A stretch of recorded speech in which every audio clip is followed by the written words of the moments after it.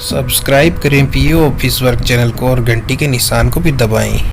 नमस्कार करता हूं सबसे पहले तो सभी को और स्वागत करता हूं आपके अपने YouTube channel PO office work पर। आज देखिए हम बात करने वाले हैं फ़ीस के बारे में। कक्षा 9 से लेकर 12 तक हम जो फ़ीस लेते हैं उस फीस में कौन कौन सी प्रकार की फ़ीसें होती है। उस फीस में बहुत सारी फ़ीसें शामिल होती है। जैसे अपन 9 से 12वीं तक के बच्चों से मान लीजिए 500 रुपये ले रहे हैं तो उसमें राजकीय फ़ीस भी शामिल है, उसमें सामूहिक दुर्घटना भी, SUPW।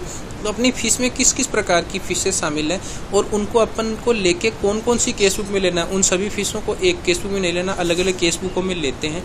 तो कौन सी फ़ीस को कौन सी केस बुक में लेना है, किस फ़ीस का चालान बनाना है, किस फ़ीस का चालान नहीं बनाना, और जो फ़ीस अपन रख रहे हैं उसका क्या काम लेना है। जैसे बैंक में अपन ने जमा कराई तो कौन सी फ़ीस को किस काम में लेना है, उन सभी बातों पर हम चर्चा करेंगे। तो अगर आपको जाननी है इसके बारे में पूरी डिटेल A to Z तो प्लीज़ आप इस वीडियो में बने रहें और लास्ट तक देखें। स्किप बिल्कुल भी नहीं करें, क्योंकि होता क्या है, मैंने देखा है कई विद्यालयों में कि फ़ीस का जो सही उपयोग जो करना चाहिए या कर सकते, कई बार किसी फ़ीस का चालान बनाना है और वो चालान बन के पूरी साल जमा ही नहीं होता और बाद में दिक्कत आती है। तो सारी फ़ीसों के बारे में पूरी कंप्लीट डिटेल इस वीडियो में मिलेगी। तो आइए बिना देरी किए वीडियो को शुरू करते हैं। पहले मैंने एक PDF फाइल बनाई है, वो मैं खोलता हूँ। आपकी सहायता के लिए है ये पूरा वीडियो। अगर कोई कमी लगे तो आप इस वीडियो को डिसलाइक भी कर सकते हैं। अगर अच्छा लगे तो प्लीज़ लाइक ज़रूर करें और कमेंट और सब्सक्राइब चैनल को ज़रूर करें। तो देखिए सबसे पहले बात करते हैं फ़ीस की कि अपनी फ़ीसों में कौन कौन सी फ़ीसें शामिल है। सबसे पहले होता है प्रवेश शुल्क। देखिए प्रवेश शुल्क कक्षा 9, 10, 11, 12 के लिए 10-10 रुपये होता है। 10 रुपये, 10 रुपये, 10 रुपये, 10 रुपये। अब प्रवेश शुल्क केवल और केवल अपने को जो नवीन प्रवेश होते हैं जो बच्चों के, उन्हीं के लिए लेना। प्रवेश शुल्क को कौन सी केस बुक में जमा करेंगे या इन सारे को कौन सी केस बुक में जमा करेंगे, उनकी आगे मैंने PDF बना रखी है, वो मैं आपको बताऊंगा।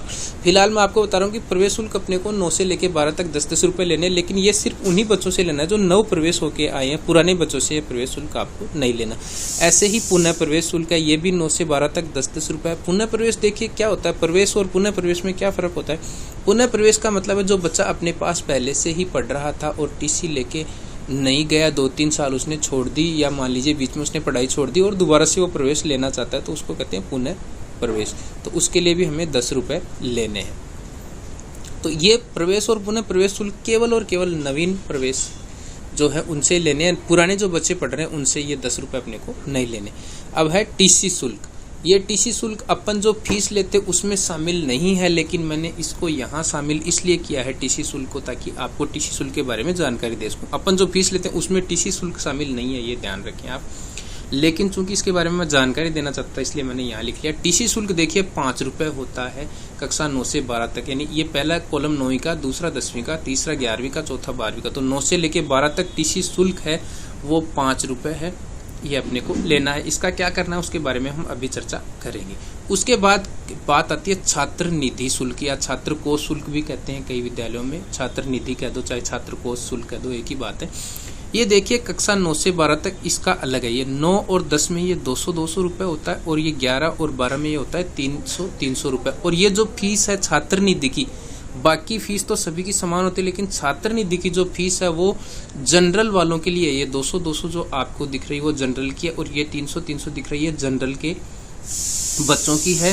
OBC, SC, ST जनरल के अलावा कोई भी अन्य कैटेगरी आ जाएगी तो ये फीस उससे 50% ली जाती है। यानी यूं कह सकते हैं कि जैसे OBC, SC, ST के बच्चे हैं तो ये छात्र निधि शुल्क 100 रुपये लिया जाएगा, और 11वीं 12वीं में छात्र निधि शुल्क 150 रुपये लिया जाएगा। 11वीं में 150 और 12वीं में 150। तो आशा करता हूँ ये बात आपको पता चल गई होगी। हालांकि ये सब चीज़ें तो अपने को पता ही है, लेकिन इनका करना क्या होता है वो डिटेल थोड़ा सा आप ध्यान से देखिए। फिर देखिए SUPW एंड CS। SUPW की हमें ध्यान है शिविर आयोजित होते हैं पूरे साल में, अन्य कई गतिविधियाँ होती हैं। तो उसके लिए देखिए 9वीं और 10वीं में केवल 50-50 रुपये शुल्क लिया जाता है। 11वीं 12वीं में SUPW और CS से संबंधित कोई शुल्क नहीं लिया जाता, क्योंकि 11वीं और 12वीं में SUPW और CS से संबंधित कोई गतिविधियाँ आयोजित ही नहीं होती। तो ये 50-50 रुपये लेने हैं। फिर बात करते हैं प्रायोगिक शुल्क। अब देखिए प्रायोगिक शुल्क 9वीं 10वीं में नहीं होता, क्योंकि 9वीं 10वीं में कोई भी प्रायोगिक विषय नहीं है। 11वीं 12वीं में प्रायोगिक शुल्क है 100 रुपये, और ये उन्हीं बच्चों से लेना है जिनके प्रायोगिक विषय है, जैसे भूगोल, केमिस्ट्री या अन्य किसी तरह की सब्जेक्ट प्रायोगिक विषय है, तो उनसे प्रायोगिक शुल्क 100 रुपये आपको लेने हैं। अब बात करते हैं स्काउट शुल्क की। ये देखिए स्काउट शुल्क 5 रुपये होता है। एक विद्यार्थी से अपने को 5 रुपये लेना है। 9, 10, 11, 12 सभी कक्षाओं को अपने को 5-5 रुपये ही लेना है। अब बात करते हैं देखिए अगली दुर्घटना बीमा की बात करते हैं। दुर्घटना बीमा में मैंने 10/5, 10/5, 10/5, 10/5 क्यों लिखा है? क्योंकि आप सभी को पता होगा कि 9 से 12 तक जो लड़के हैं उनसे तो अपने को दुर्घटना बीमा के लेने हैं 10 रुपये, और लड़कियां हैं उनसे लेने हैं 5 रुपये। ये शुल्क बहुत काम आता है। अगर कोई विद्यार्थी दुर्घटना का शिकार हो जाता है तो उसको क्लेम मिलता है इसके आधार पे। तो इस शुल्क का क्या करना है वो तो विशेषकर आपको ध्यान से देखना है। तो जो फर्क है वो ध्यान रखें। आपकी दुर्घटना बीमा में एक तो लड़कियों के 5 रुपये लेने हैं, लड़कों के 10 लेने हैं, और ऐसे ही छात्र निधि में आपको ओबीसी SC ST के 50% लेने हैं। ये जो यहाँ लिख रखी फीस ये जनरल की है, ये ध्यान रखें। अब है विकास शुल्क। देखिए इस पर चर्चा थोड़ी सी हम करेंगे। विकास शुल्क किसी भी विद्यालय का फिक्स नहीं होता। कई विद्यालयों में 120 रुपये लिया जाता है, कई विद्यालयों में 150, कईयों में 200। तो ये शाला प्रबंधन समिति SDMC या SMC के द्वारा निर्धारित करवा सकते हैं आप, और विकास शुल्क ले सकते हैं अपनी शाला प्रबंधन समिति का जो भी निर्णय होगा उसके अनुसार आपको विकास शुल्क निर्धारित करना है। ये राजकीय आगे से मतलब ये शुल्क निर्धारित नहीं होता, ये शाला प्रबंधन समिति निर्धारित करते। तो ये टोटल 9 प्रकार के शुल्क हो गए। टीसी शुल्क इसमें अलग है, वो अभी अपने को बच्चे के प्रवेश के समय वो नहीं लेना है अपने को। टीसी शुल्क मैंने इसमें लिख दिया क्योंकि उसके बारे में बताना चाह रहा था, इसलिए मैंने लिखा है। देखिए अब हम बात करेंगे जैसे शुल्क का प्रकार। शुल्क का प्रकार के बाद में रोकड़ या केसबुक, यानी उस शुल्क को कौन से केसबुक में लेंगे और उसका विवरण, यानी उसका क्या करेंगे, चालान बना के जमा कराएंगे या डायरेक्ट नगद जमा कराएंगे या फिर उसका क्या काम में लेंगे, सारा विवरण में ये चीज़ आ जाएगी। तो सबसे पहले हम बात करते हैं प्रवेश, पुनः प्रवेश और टीसी शुल्क जो भी हम ले रहे हैं वो हमें राजकीय रोकड़ में, यानी राजकीय केसबुक होती है स्कूल में, एक सभी स्कूलों में होती है, सभी ऑफिसों में होती है। तो राजकीय रोकड़ में उसको लेना है, उसका इंदराज राजकीय रोकड़ में होगा। और करना क्या है, देखिए उसको राजकीय रोकड़ में आप उसका इंदराज कर देंगे। उसके बाद आपको क्या करना है, राजकीय रोकड़ में लेने के बाद चालान बनाकर जमा करवाना है। देखिए जो भी प्रवेश, पुनः प्रवेश और टीसी का शुल्क होता है ये आपको चालान इसका बनाना है ई-ग्रास के माध्यम से और जमा कराना है। और ये नॉर्मली इसमें जैसे 1 अगस्त से लेके और नेक्स्ट जुलाई तक जो भी प्रवेश होते हैं 31 जुलाई तक, क्योंकि अभी तो कोरोना काल में प्रवेश की तिथि आगे पीछे बढ़ गई, लेकिन जब बजट में ये चालान लगता है तो बजट में जो चालान लगता है उसमें तिथि बताई जाती है कि 1 अगस्त से लेके और नेक्स्ट 31 जुलाई तक जो भी प्रवेश, पुनः प्रवेश और टीसी है उन सब का एक साथ चालान बनता है। तो चालान बनाकर ई-ग्रास के माध्यम से जमा करवाना है। ई-ग्रास के माध्यम से चालान कैसे बनाते हैं ये बजट का मैंने एक वीडियो बनाया है, उसमें देख लेना, ऊपर आई बटन पे आपको मिल जाएगा, उसमें देख लेना कि चालान कैसे बनाते हैं इसका। यह चालान बजट के साथ भी लगाया जाता है। और ये जो प्रवेश, पुनः प्रवेश और टीसी का चालान होता है वो बजट के साथ भी लगता है साथियों, इसलिए ये चालान बनाना जरूरी है। और ये चालान बजट में इसकी तिथि होती है 1 अगस्त से लेके और 31 जुलाई तक जो भी टीसी प्रवेश, पुनः प्रवेश हुए उन सभी राशि का एक साथ ही चालान ये बनके जमा हो जाता है। नोट देखिए, प्रवेश, पुनः प्रवेश से टीसी शुल्क की कुल राशि का एक ही चालान ई-ग्रास के माध्यम से बनाना होता है, राजकीय केसबुक में इसका इंदराज करना होता है। तो ये बात आशा करता हूँ आपको समझ में आ गई होगी। यानी पुनः प्रवेश, प्रवेश और टीसी के शुल्क का अपने को राजकीय केसबुक में लेना है और प्लस में उसका चालान बना करके जमा करवाना है। अब देखिए अगला SUPW एंड CS का शुल्क, ये कौन सी केसबुक में लेंगे, ये छात्र कोष की केसबुक में लेंगे। और छात्र को अलग होती है, छात्र कोष की केसबुक, राजकीय रोकड़ अलग होती है, छात्र कोष की केसबुक या छात्र कोष की रोकड़ अलग होती है।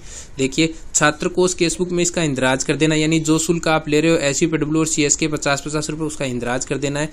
ये 9वीं और 10वीं में लेते हैं। तथा SUPW और CS संबंधी गतिविधियों में काम लेना है, यानी इसको आपको क्या करना है कि राजकीय या छात्र कोष की केसबुक में इसको ले लेना है आपको, और उसके बाद इसको SUPW संबंधी गतिविधियों में इसको काम में लेना है। इसका चालान वालान कुछ नहीं बनाना, ये ध्यान रखें।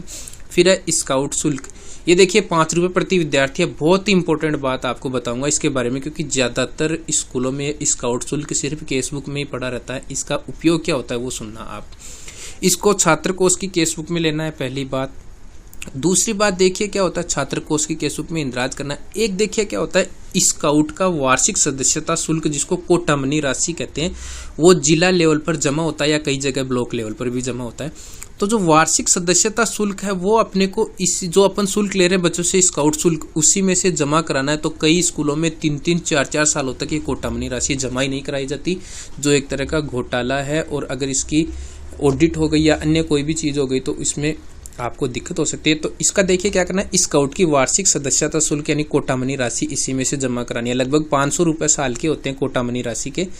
वो अपने को इसी शुल्क में से जमा कराने होते हैं और शेष राशि बच जाती है उसको स्काउट संबंधी गतिविधियों में काम में लेना है। तो वो रसीद जरूर कटानी है, कोटामनी राशि की जो हम शुल्क ले रहे हैं स्काउट का, उसमें से कोटामनी राशि की रसीद कटवानी है और उसको खताना है छात्र कोष की केसबुक में।